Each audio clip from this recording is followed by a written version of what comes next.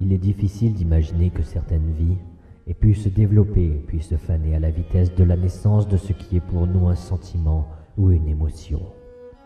Les mortels étaient les représentants d'une espèce naturellement et continuellement en voie d'extinction, basant leur stratégie de pérennisation sur la projection physique et mentale de soi à travers autrui.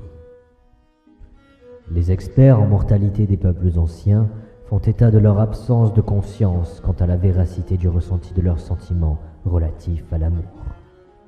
Ces derniers n'étant que les conséquences d'une angoisse, parfois manifeste mais le plus souvent latente, portant sur leur mortalité. L'écrasante majorité d'entre eux ne laissait à la suite de leur existence qu'un vague souvenir d'eux-mêmes qui s'atténuait au fil des années et des siècles pour finalement tomber dans le néant le plus total. Arrivez-vous à imaginer la fin de votre existence ainsi que la disparition totale de toute trace de votre passage sur Terre? À l'avenir dans votre quotidien, observez attentivement les éléments naturels qui vous entourent. Chaque cours d'eau ou chaque montagne que vos yeux peuvent distinguer, chaque parcelle de terre boueuse ou séchée sur laquelle vos pieds peuvent se poser, ou encore chaque caillou ou chaque grain de sable que vos doigts peuvent laisser échapper. Observez bien tout ce qui est destiné à naturellement perdurer dans le temps, et dites-vous que tous ces éléments seront vus, foulés du pied ou touchés du doigt par d'autres individus, et que ceci arrivera à une époque où même le souvenir flou de votre existence aura été oublié. Ni empreinte, ni marque, ni trace, ni odeur, ni son vous étant propre ne vous auront survécu. À l'époque des hommes, le temps était-il assassin ou meurtrier? Avait-il prémédité les effets de son existence ou non? La réponse importe peu quand on s'attache aux effets sans appel de celui-ci. Imaginez un temps emportant avec lui les cris des enfants, les émissements de plaisir des adultes et les lamentations des plus anciens jusqu'à effacer toute trace de chaque existence ayant osé cohabiter avec lui. Un égoïsme poussé à l'extrême, un fanatisme hors de portée, une extermination absolue s'effectuant dans la souffrance ainsi que la déchéance physique et mentale.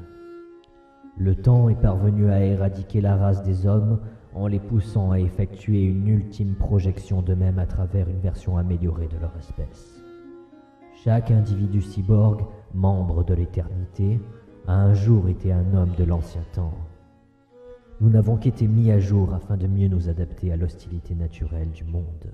Mais le temps aura toujours une emprise sur nous, car son écoulement continuera à entraîner à plus ou moins long terme des modifications sociales, politiques, économiques ou encore idéologiques, et ce même au sein de l'éternité.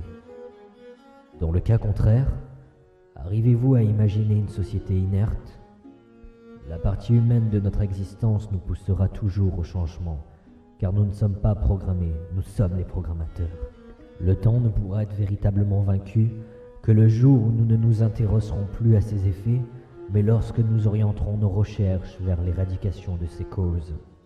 La tâche semble être ardue et les moyens à mettre en œuvre abstraits.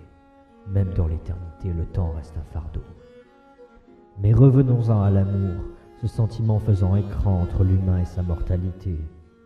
Et revenons-en à la transition, cette époque aux allures de quatrième dimension ayant fait cohabiter les individus du passé avec ceux du futur. Il fut mis en évidence que les origines du sentiment d'amour étaient explicables du simple fait de la soumission de l'homme à une mortalité. L'amour n'était alors réduit qu'à une conséquence de l'instinct de reproduction, lui-même conséquence de la peur d'un néant individuel inévitable. Cette théorie s'est vue confortée avec la suite des événements lorsque l'éternité put légitimement être nommée ainsi en raison de sa composition 100% cyborg. Avec le bénéfice de la fin de la mortalité, nous éradiquâmes naturellement la nécessité d'aimer d'un amour amoureux un autre individu.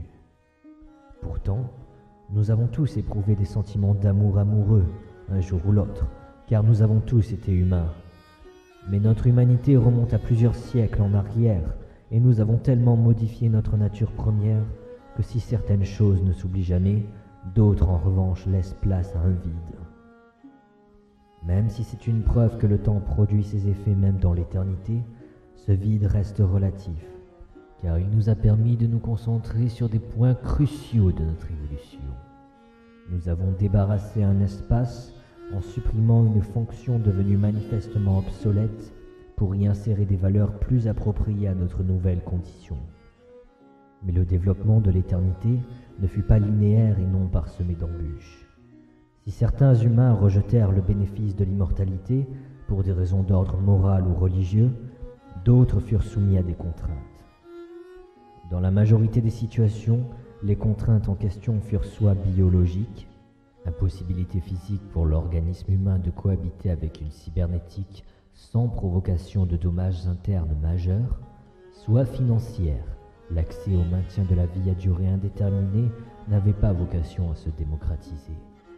C'est dans ce contexte que prit fin à la dernière histoire d'amour de l'humanité.